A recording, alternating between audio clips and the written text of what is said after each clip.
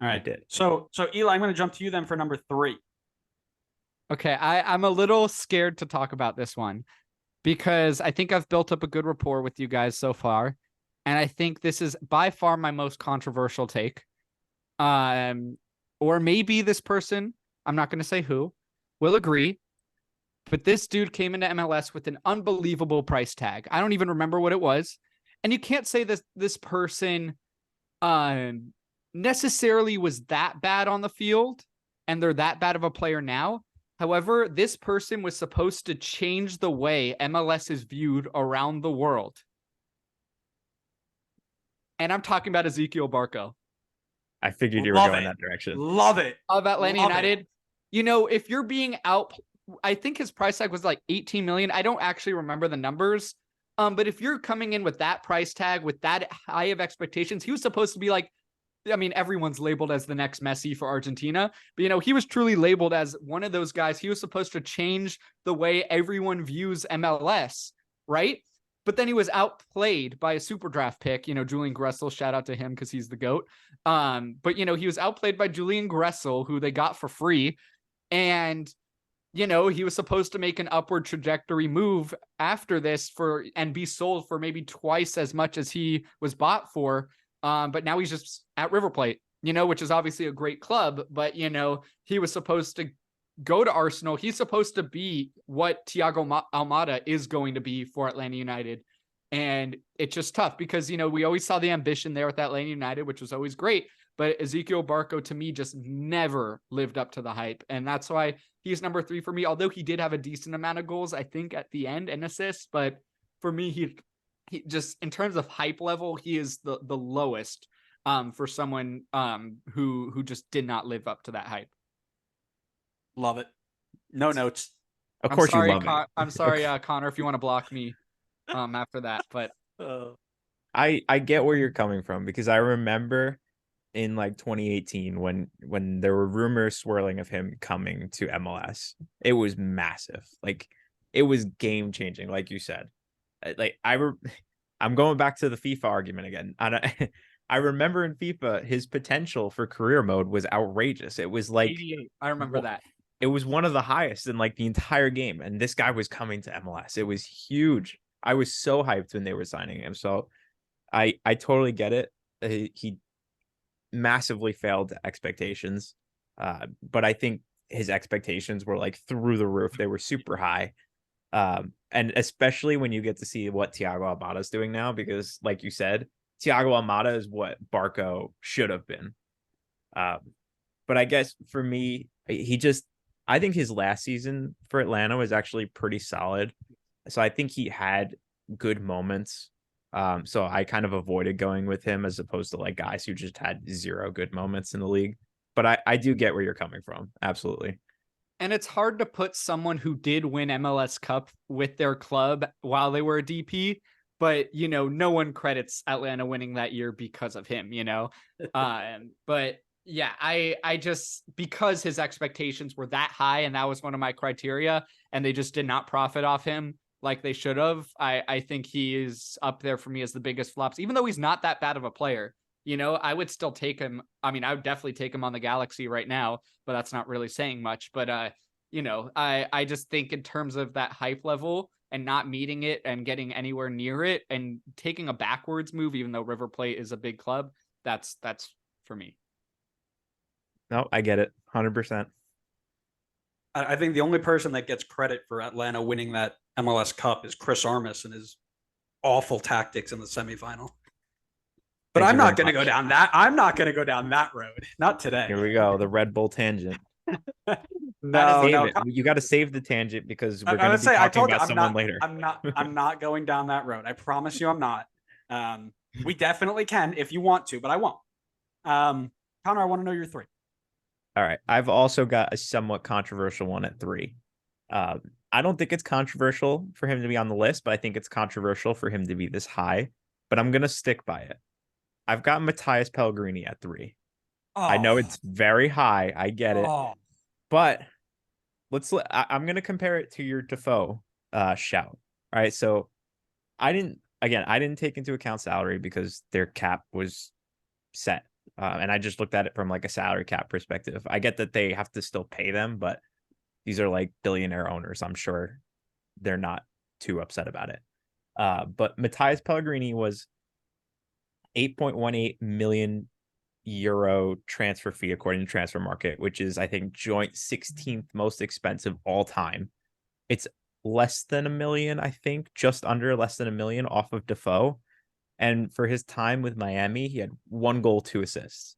At least Defoe put up some numbers. He had 11 goals, 2 assists, something like that. Pellegrini did 12 and 3. Pellegrini had 1 and 2.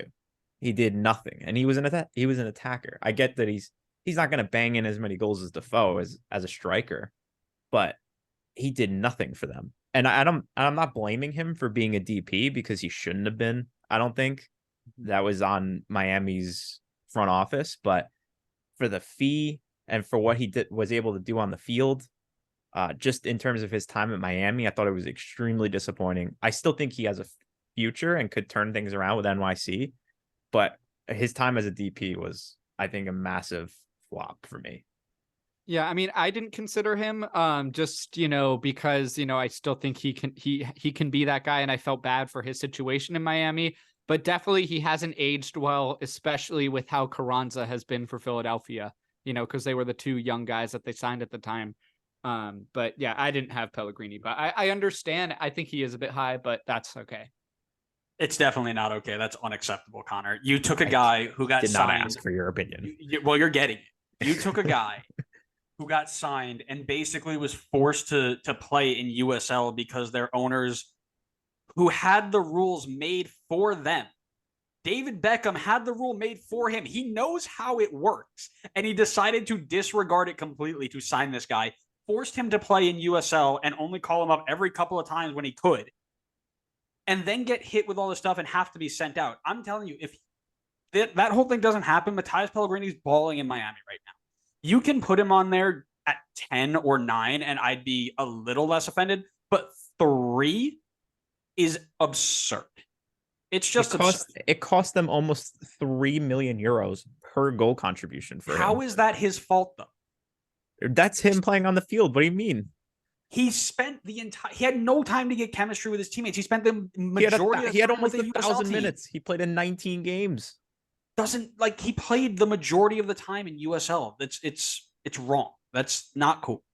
He had 19 appearances. All right, we are now officially Matthias Pellegrini Defense Podcast. You are we are not a Matthias Pellegrini Defense podcast. I'm not blaming him for being labeled as a designated player, or like, obviously he didn't pay the fee himself. I'm not saying that's like his fault. He got tagged with the fee, but like the fee is the fee. He can't separate himself from the fee. I'm sorry. I should rephrase that. I'm sorry. He wasn't playing in USL. They loaned him back to Argentina. I mixed him up with somebody else. It might have been Carranza who was. I think it was Carranza. Yeah, that's my apology. But regardless, right? He played 1 season with them through COVID.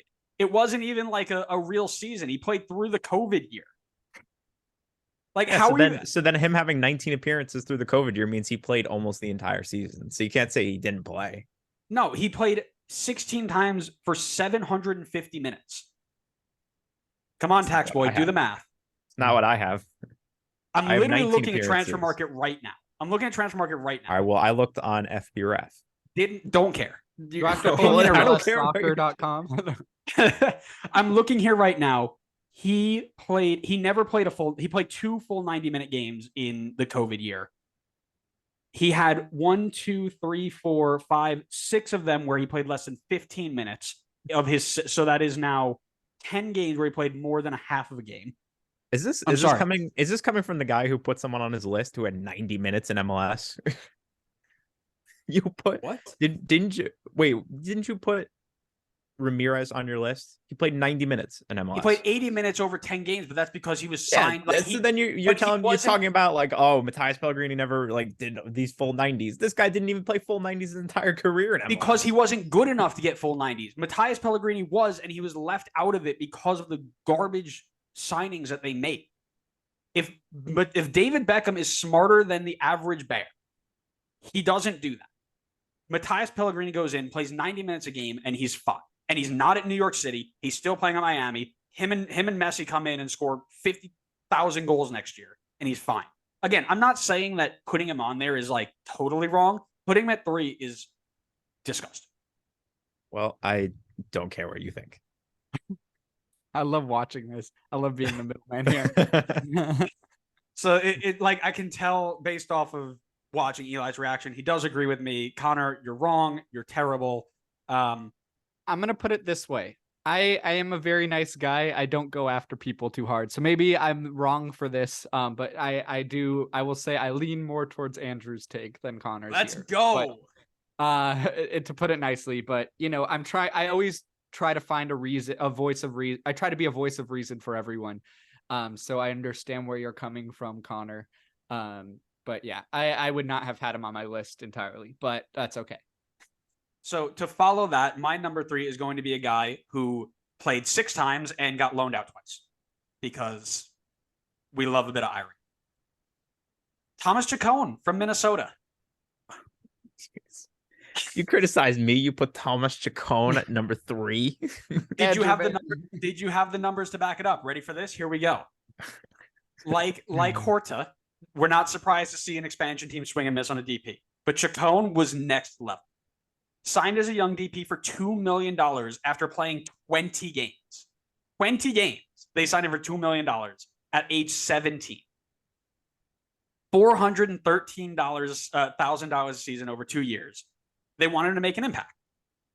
At this time, Atlanta had signed Almiron, Barco, Yosef. Saw them all blow up. So this guy needed to be that next South American signing to stick. In his first year, which he was signed midway through, he bounced between the bench and reserves, making 2 total appearances, starting 1 being used as a sub. 2020 came, COVID hit. He made 4 more appearances, 1 start, 3 subs, never got more than 70 minutes in a game. He never appeared in the U.S. Open Cup, never in any playoff games. By April of 21, he was sent out on loan to Uruguay, where he'd stay till this day. $2 million for a guy to play 256 minutes, 6 games, 0 goals, 0 assists. The difference between this guy and Matthias Pellegrini is that he was still young and getting up to it. Matthias Pellegrini was never given the proper chance. Let me shine some light for you. Matthias Pellegrini, 15 games played before they signed him. Even less than Chacon. And you know what age he was? 19. Even younger than Chacon. 2 years older. Didn't you say 20? 17. He played 20 games. 17 years old. Okay. So he's 2 years older. He's still 19. Yep. Still a teenager. And they paid 4 times the amount that they did for Chacon. Okay. And Chacon got 260 minutes. Yes, he was not good in them, but right, he was terrible. There wasn't even enough time to really say, like, could he have panned out? So what you're telling me is that you're wrong. No, I think you just immediately contradicted. You know what? I'm going to say it now. I'm going to say you're both wrong. I don't think maybe young DPs like that should be considered the biggest flops if we're going off expectations, my criteria. Because, I very much appreciate how you guys went for, the number thing. Because I'm not a big numbers guy, so it's nice to hear these numbers out loud and be like, oh, you guys, that makes sense. I stuck with big picture players or bigger picture guys. But yeah, that's why I wouldn't consider Chacon or Pellegrini for this list. But I will say, objectively, Chacon is by far a worse player than Pellegrini. But I wouldn't have had either of them on my list, and I don't. But yes. Well, basically what this confirms is that Connor, you're gone. Eli, new host of the Designated Players podcast. Welcome. I'd love to come back and do more lists. This has been really fun.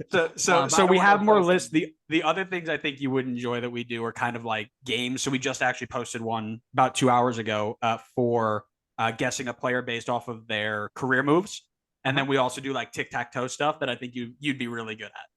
I'd love to. I'm always down to come back, but we can move on with this. But yeah. All right, Connor, I will yell at you more later, but what I do want to hear from you. I don't think you will yell at me later. I'll be honest with you. Probably because you'll block me. But anyways,